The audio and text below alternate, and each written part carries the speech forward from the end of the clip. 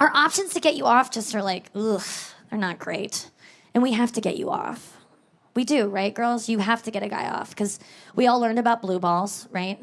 I grew up in a generation of women who went through a course similar to the DARE program about blue balls, in which we learned that it is our duty to get you off if you think you're gonna get off, you know? If you make a guy hard, you have to see it through, or you're like a selfish cunt. Why did you make him hard then if you didn't want to make him come? So do it, you know? If you build it, he must come. You know the rules. Finish what you started. Clean play club. You get all these... I will. And I certainly will, because blue balls is a pain. It's a severe pain that I could inflict on a man by not blowing him. That's so mean. And the pain, apparently, girls, we can't even understand it. We can't. Physiologically, our bodies are not made to understand that kind of pain. But I can guess, the closest we can get is maybe a spinal fracture or a gunshot wound. That's kind of in that range. So you go, oh my God, I don't want to make this guy feel that pain, this guy that I don't really even like that much. So you blow him or you fuck him because you're like, I don't want you to be in pain. Here's the antidote. And then you find out it's not a pain, and that's a bunch of bullshit. It's not a pain. It's a feeling. For sure it's a feeling, and I will validate that. It is just like a... I want to! Please! I want to! Mom! It's not fair! He got to come! Ah! That's it. That's the feeling.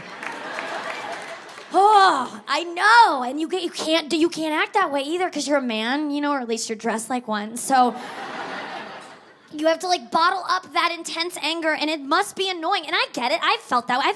I've not come before, almost exclusively. So I understand cranky clit or whatever it is to me. I've felt that frustration, and it sucks. And you feel it as a girl if you don't make a guy come and you give him blue balls or whatever that is, you feel it the next day. Girls, you ever spend the night in a bed with a guy and not touch his dick? Oh, the next morning, the energy will have shifted in the room. There's just a palpable anger that even he's not aware of, but he's tying his shoes kind of loud, and you're like, yikes. He will have brought you to his place in an Uber Black, but then you're going home in a Lyft share. I mean, things have taken a turn. So you just make guys come. You're just oh, I'll make them come because I don't want to hurt them. I don't want them to be mad at me. I don't want them to feel bad or sad. So I'll just here, take a cum. You can have a cum. I was doling out cums all through my 20s. Gave away so many cums. And then I came up with a way to stop giving out cums, which is I just wouldn't touch their penises. Because if you don't touch their penis, then you don't have to do anything about it. That's a trick I learned. It's if you touch their hard dick, it's like inviting a vampire in your house. You're obligated to then do something about it or whatever that rule is. But you can avoid touching their dick. At the end of a date, I always keep my hands up here because I'm just trying to figure out if I want to touch their dick or not, but I'm just keeping them up here and kind of keeping my space. Because I haven't decided. Maybe I do want to touch your dick. I don't know yet. I'm trying to figure it out.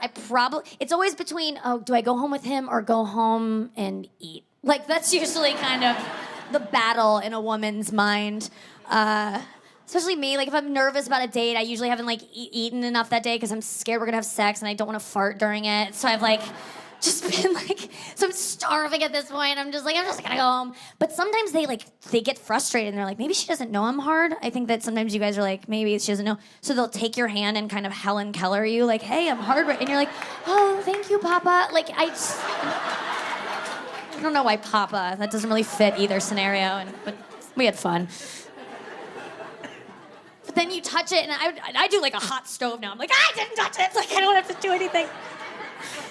Because if you don't touch, you can just kind of go, good night, and float away on a toadstool and go home and eat in bed.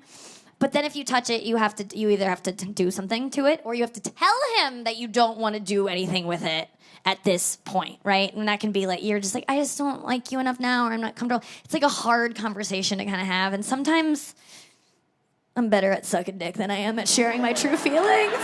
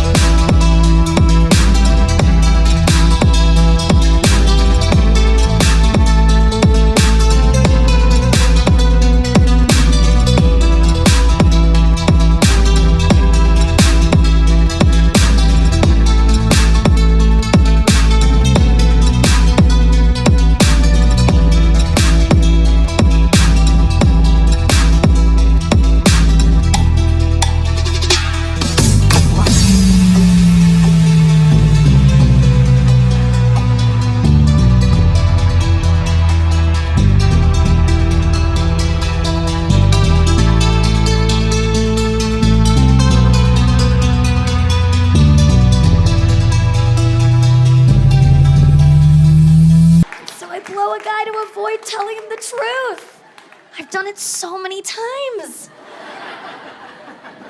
But for me to make you come now, I just like, ugh. If I'm not having sex, it used to be my go-to. Now I'm like, I have to blow you. And I'm still not confident in my blowjobs. And I'm trying to get better.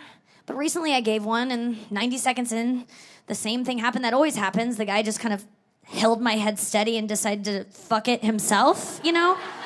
Kind of took over and treated my head like a birdhouse. That's how I got through it, is pretending I'm a birdhouse. I have no rhythm. I have no natural rhythm. And so I actually was like, thank you, take the wheel. I don't know what you want. I just don't have a good sense of rhythm. I might be able to show you a good time if you have like a metronome on your nightstand, but it's just not. Most girls do not like when you grab their head and just hold it and fuck it. But I truly appreciate the gesture, and because then I can focus on what I'm actually good at, which is going to be surviving this blowjob, because my breathing is now up to you, good sir. Because you don't seem to understand that I can't breathe when your dick is in my head. So I hope you let me get a couple gasps in here and there. I always feel like I'm lost at sea when I'm sucking dick, and I'm just like emerging like, Coast Guard! And just getting sucked back under. I gotta time them perfectly. And I'm good at breathing during blowjobs, because I didn't know guys didn't know we couldn't breathe. But we can't breathe when your dick is in our head. We can't breathe when your dick is in our head. I have to get it through to you. I know you think we can because of our nose. You're like, your nostrils don't have dicks in them. But clearly, it's an open passage. It's the only way to shut off a girl's breathing.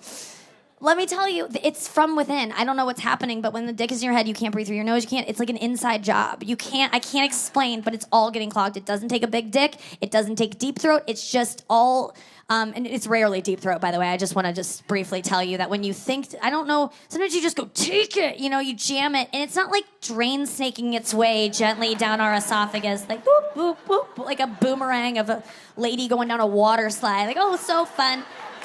Easy does it.